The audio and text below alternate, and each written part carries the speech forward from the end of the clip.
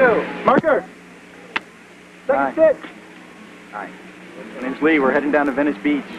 Moving into my spot, which I've been using for the last year. One of the few spots in Venice I'm allowed to work.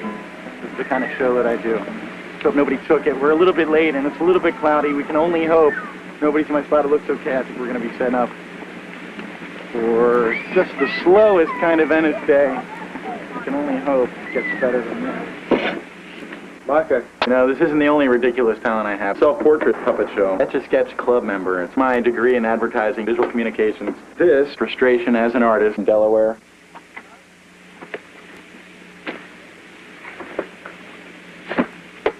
Upside down and backwards. This really gets the ladies. Mr. Jimbo. Piece of all nuances. My life wouldn't have been complete if I had never done this one. I really should tell you a little bit about my algebra homework.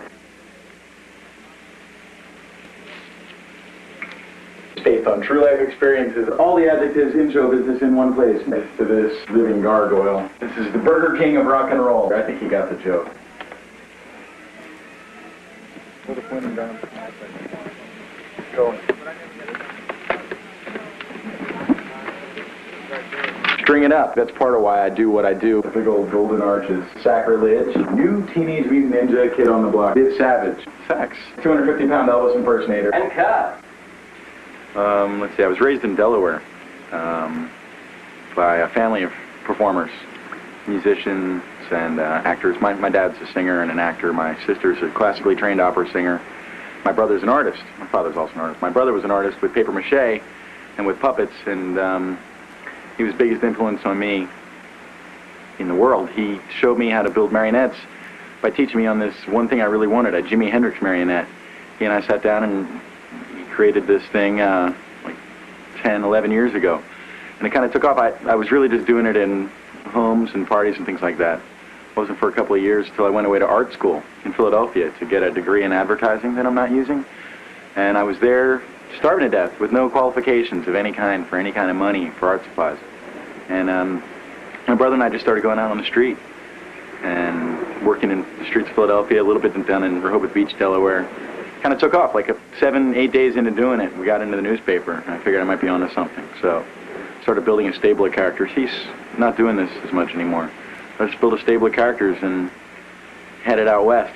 Specifically, I came to California I moved across country with my girlfriend, and we lived in San Francisco for a little while. I wasn't necessarily going to head to Los Angeles, but she fired me as her boyfriend, and my sister lived in Venice. So I came down here with my show. And I really didn't think I was going to cut it in Venice because it's not really the atmosphere for a nuance-filled act. It's an atmosphere for bloodletting, cursing, profanity, vulgarity, and just horrifying the audience. I don't do any of that.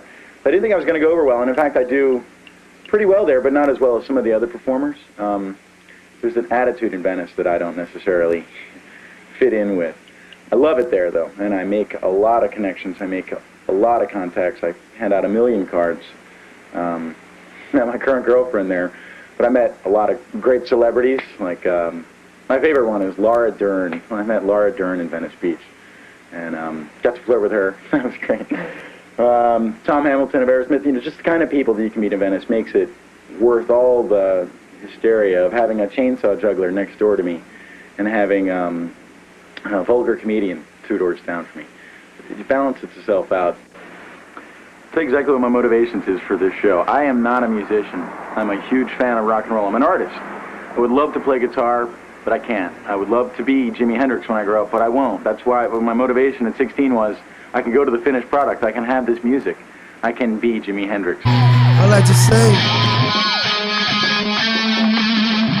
it's so good to be here with all my friends.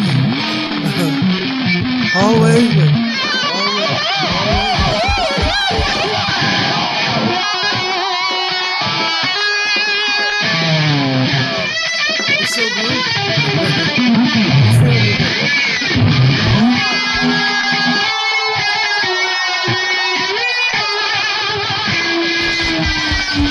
Always.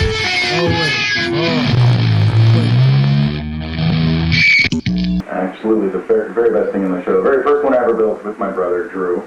This is Jimi Hendrix, styled after Monterey Pop Festival kind of Jimi Hendrix. He's got some great things about him that I can't find in any other marionette. I could never replace this because it's been broken in just the right way. Every time I've tried to replace these legs, I've eliminated some of the stuff he can do as a joke. Thank God, I love this marionette. Anything happen to this, count on my suicide. So here we move on to the Nutrisystem Elton John. This is the very first thing I tried to build solo without my brother's help, and you see what happens. I was very polite. Nutrisystem Elton John does a Jenny Craig version of Benny and the Jets. Does have some cool stuff. He's been updated a few times. His legs are also going the way of the dodo. Over here, we have David Byrne of Talking Heads. This I guess is the very fourth one that I ever built, and I was just starting to get an idea of where I was going to be headed with head size and skeletal structure. I started to manipulate some of the ideas that my brother and I had developed in the skeletons and come up with what I consider to be some better solutions.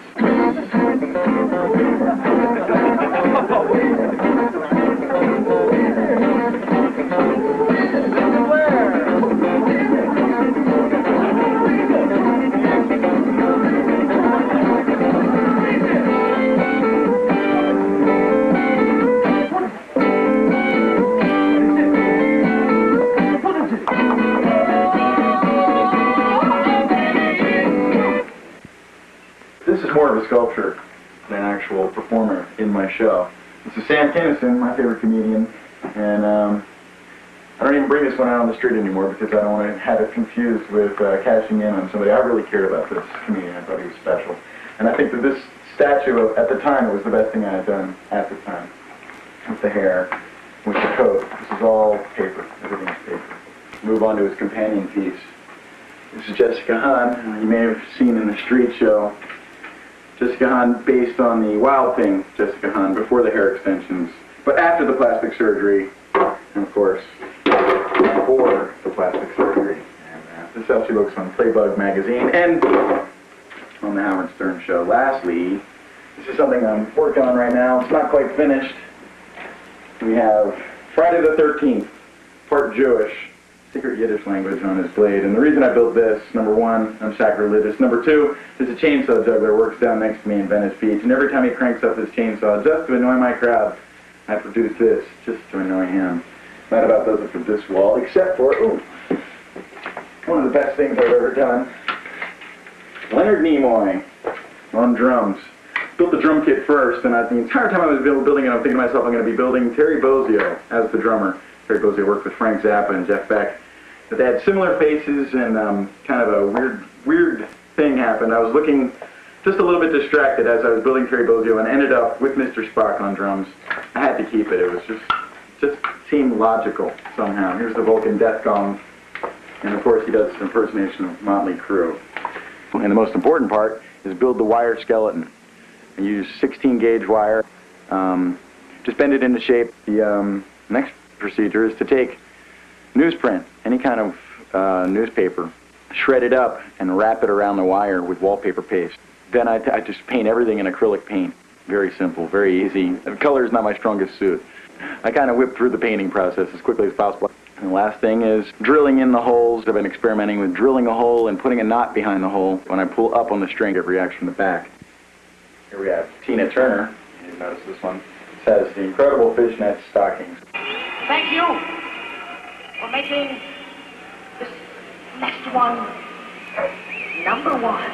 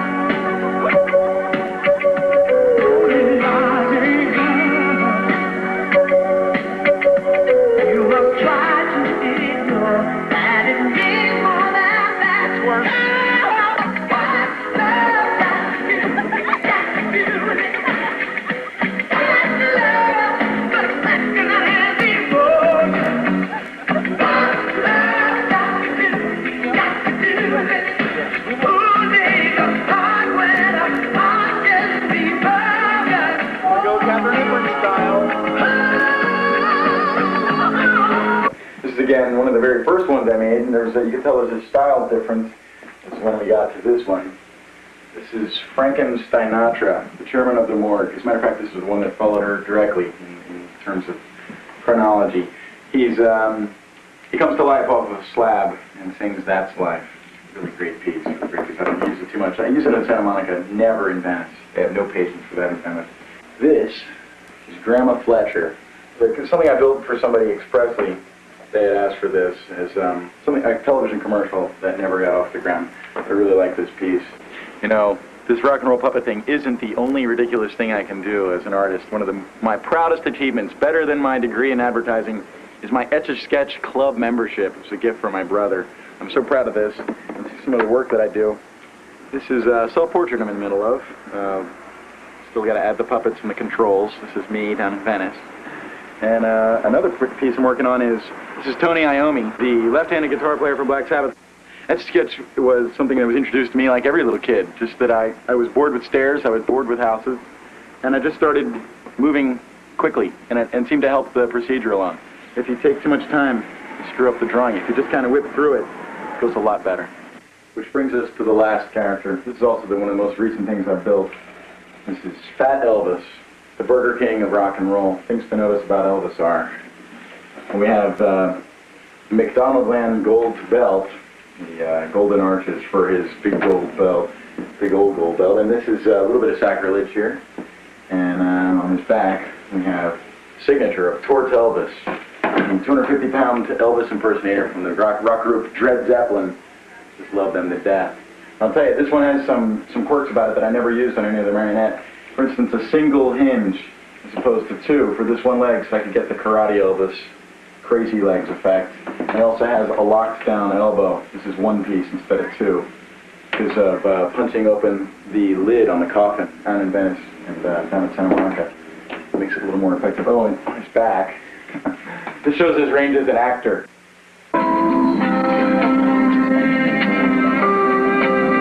Mic'd up too.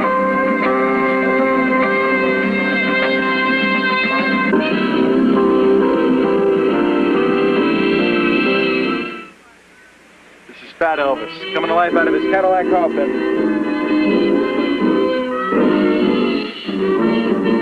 If you're looking for trouble, you came to the right place. If you're looking for trouble, just look right in my face. I was born standing up and talking back. My daddy was a green-eyed mountain jack.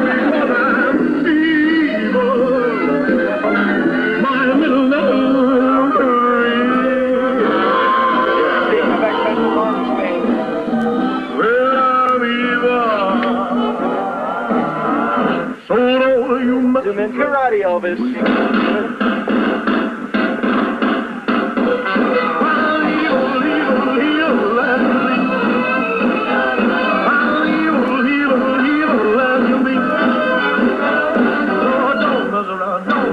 Don't mess around. Real tough one, Fat Elvis.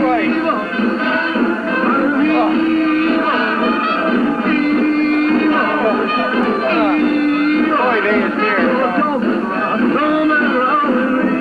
big Vegas finish. I'm evil. I tell you I'm evil. Oh, don't mess around with me.